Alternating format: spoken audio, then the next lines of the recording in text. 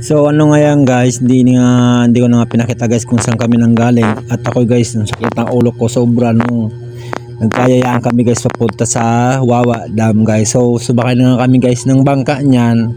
So ako nga muna guys yung humawak ng camera guys. Tapos binalik ko sa kabila guys para makita nyo kung gaano kaganda ng lugar na ito. Yan guys. So tatlong nga pala kami guys magkakasama. Ayan nga guys, ang lalaki nga ng katawan namin. So guys, sumakay ulit kami na bangka guys at lilipat kami ng destination guys. So ayan na nga yung pinsan ko at saka yung barkada ko. Magkatabi sila guys. Pero ngayon lang sila nagkakilala guys ha. Tuwan-tuwa pa si Pogi.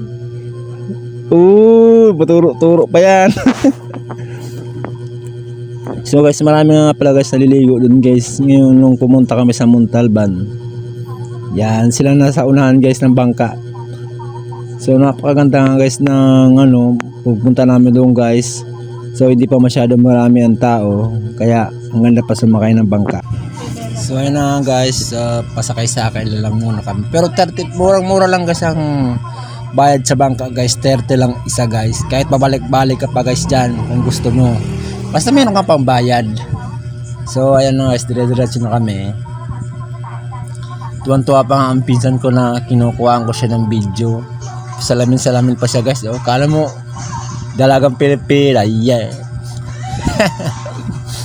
So ayan na nga guys, mag-close friend na dalawa sila na nag-uusap. Pinapabayaan na ako sa likod. Uy, patingin-tingin pa yung dalawa. Kala mo mag-jowa.